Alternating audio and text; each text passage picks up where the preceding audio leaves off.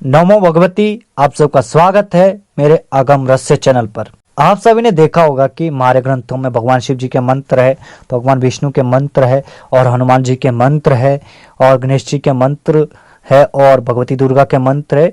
और ये मान के चले कि जहां तक संभव है सभी देवी देवताओं के मंत्र हमारे ग्रंथों में वर्णित है, परंतु कुछ ऐसे भी देवी देवता है जिनके मंत्र हमारे ग्रंथों में वर्णित नहीं है, जैसे कि देवराज इंद्र और उसके अलावा कुछ अन्य देवी देवता भी है। और अग्निदेव के मंत्र, वायुदेव के मंत्र, वरुण देव के मंत्र, अश्विनी कुमारों के मंत्र, ये सारे मंत्र हमारे ग्रंथों से विलुप्त हो चुके हैं। और सबसे बड़ी हैरानी वाली बात, जो सृष्टि के रचयिता है, जो सृष्टि के आदि पिता है, उसके मंत्र ही हमारे ग्रंथों में नहीं है। मैं बात यहाँ पर कर रहा हूँ ब्रह्मदेव की, परमपिता ब्रह्मा जी की।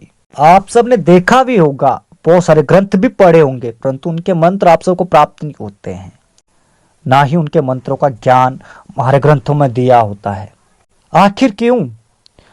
जिस परम पिता की साधना करके, उनकी तपस्या करके असुर शक्तिशाली होते हैं, जिनसे वे मन चाहा वरदान प्राप्त कर लेते हैं, उनकी साधना का विधान ही हमारे ग्रंथों में नहीं है। क्या ब्रह्मा जी की उपासना करने से व्यक्ति के जीवन में परेशानी आती है, इसीलिए शायद उनके मंत्र हमारे ग्रंथों में नहीं दिए होंगे? परंतु ऐसा नहीं है। कारण यही है कि अगर ब्रह्मा जी का मंत्र आपको प्राप्त हो गया तो आपको जीवन में सिद्धियों को प्राप्त करने से कोई नहीं रोक पाएगा। बहुत बड़ा षड्यंत्र है ये ग्रंथों में कि जो देवी देवता हमको सिद्धियां दे सकते हैं, उनके मंत्र हमारे ग्रंथों में नहीं है। देवराज इंद्र, जिनको कि राजा कहा जाता है देवताओं का, और आप सोचिए जरा, अगर देवराज इंद्र प्रसन्न हो गए तो आपको क्या प्राप्त नहीं हो सकता है। सारी दैवीय शक्ति की कृपा पर हो जाएगी। परंतु हमारे ग्रंथों में इंद्र को इतना बुरा बना दिया गया है कि मानो कि इसके बराबर बुराई किसी के अंदर है ही नहीं। हमारे पुराणों में उनके बारे में बहुत कुछ उल्टा पुल्टा लिखा गया है। कारण क्या है कि जब नालंदा विश्वविद्यालय जलाया गया था, उसमें जो प्राचीन ग्रंथ थे वो सारे ग्रंथ नष्ट हो चुके, और बाद में मुगलों ने, अंग्रेजों ने हमारे ग्रंथों में खामियां डालकर हमारे समक्ष प्रस्तुत किए। यही कारण है, और आज इसी कारण से हम बर्बाद हो रहे हैं, क्योंकि हमारी जो मूल पद्धति साधना की थी वो लुप्त हो चुकी है।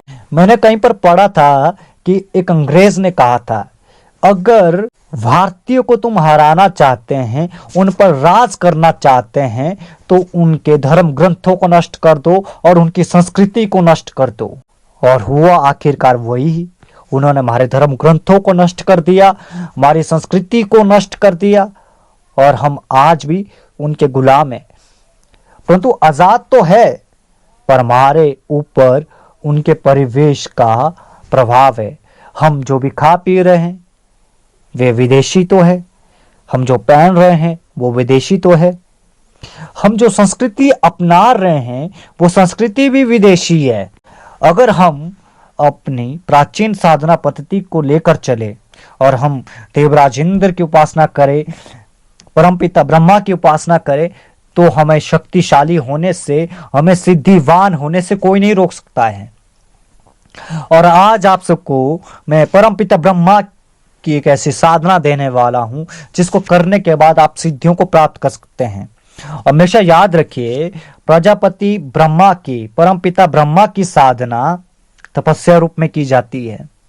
तो आपको करना क्या है कि इस साधना में आपको पूर्ण रूप से तपोमय होकर इस साधना को करना है, और मंत्र का मानसिक रूप से जाप करना है, और बिना माला से मंत्र का जाप आपने करना है। और कम से कम आपने जाप 4 घंटे तक करना है, और फिर आपने 4 घंटे सुबह आपने जाप करना है, और 4 घंटे आपने जाप दोपहर को करना है, और 1 घंटा जाप आपने शाम को करना है, और 4 घंटे जाप आपने रात्रि को करना है। इस तरीके से आप एक छोटी सी तपस्या करके उनकी साधना करिए, और कम से कम उनकी साधना 1 साल तक इस तरीके से करिए, और 1 साल में आप देखेंगे कि आपको क्या कुछ प्राप्त नहीं हो पाएगा, बहुत कुछ प्राप्त हो पाएगा।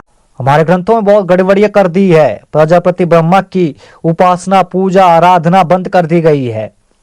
और जब से इन मूल देवी देवताओं की पूजा आराधना बंद हुई है, तब से हमारा जो सिद्धियों का मार्ग है वो भ्रष्ट हो चुका है। हमें सिद्धियां प्राप्त नहीं हो पाती है, हम अपने जीवन में कुछ प्राप्त नहीं कर पाते, ना ही हम उन्नति प्राप्त कर पाते हैं, और बहुत सारी गड़बड़ियां हमारे जीवन में होना शुरू हो जाती है। भारतीय की परंपरा थी कि पहले वो अग्निहोत्र करते थे, तो आपको प्रजापति ब्रह्मा की, परमपिता ब्रह्मा की साधना में अग्निहोत्र भी करना है। शाम को जब आप अग्निहोत्र करेंगे तो इस मंत्र में आपने स्वाहा लगाकर उनका अग्निहोत्र करना है, हवन करना है। और आप साधना में सिद्धियों को प्राप्त करना चाहते हैं तो आप हवन करके मंत्रों का अनुष्ठान कीजिए, साधना कीजिए, आपको सफलता अवश्य मिलेगी, आपको सिद्धि अवश्य मिलेगी। मंत्र अब आप ध्यान से सुनिए। ओम तत्सद ब्रह्मणे नमः, यह मंत्र है। और अग्निहोत्र करते समय आपने इसमें स्वाहा लगा लेना है। और उसके बाद आप स्वयं देखेंगे कि जब आप धीरे धीरे साधना आगे बढ़ाएंगे तो आपको शक्तियां भी प्राप्त होने लगेगी, आपको ज्ञान भी प्राप्त होने लगेगा, क्योंकि वो हमारे सृष्टि के रचयिता है, हमारे मूल पिता है। और जब मूल पिता की कृपा व्यक्ति के ऊपर हो जाती है तो हर एक शक्ति उसका सहयोग करती है, क्योंकि ब्रह्मा की उपासना करके, ब्रह्मा की तपस्या करके बड़े बड़े असुरों ने सिद्धियां प्राप्त की है। तो आप भी प्राप्त कर सकते हैं सिद्धियों को। हालांकि मेरी अभी ये साधना चली हुई है और आप सबको ये साधना इसलिए दे रहा हूं ताकि आप भारतीय प्राचीन साधना पद्धति से जुड़ सके और भारतीय प्राचीन पद्धति को अपना सके और हमारी संस्कृति को अपना सके, और जो मूल देवी देवताओं को हम भूल चुके हैं उनको अपने जीवन में उतार सकें। तो इस साधना में आपने यही करना है। और दिशा आपकी पूर्व रहेगी, वस्त्र आपके लाल रंग के रहेंगे या सफेद रंग के रहेंगे, और पूर्ण रूप से आपने ब्रह्मचर्य का पालन करना है और सात्विक भोजन का प्रयोग करना है, और पूर्ण रूप से आपने शुद्ध होकर इस साधना को करना है। आपने सुबह भी इस साधना को करना है, रात्रि में भी इस साधना को करना है, और दोपहर को भी इस साधना को करना है। दोपहर को जितना समय आपको मिल सके उतने समय आप साधना करिए, और शाम को आपने अग्निहोत्र करते हुए इस साधना को करना है। उसके बाद देखिए आप कुछ ही दिनों में आपको चमत्कारिक लाभ मिलना शुरू हो जाएंगे, और ना मिले तो मुझे कमेंट करके बताना, मैं आगे से फिर वीडियो कभी नहीं डालूंगा।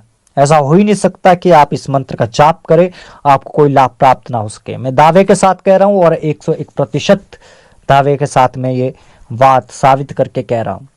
आप करके देखिए, उसके बाद आप मुझे बताएंगे कि गुरुजी आपने साधना बताई थी और हमने की थी और हमारे जीवन में बहुत सारे परिणाम प्राप्त हुए, बहुत सारे लाभ हमको प्राप्त हुए।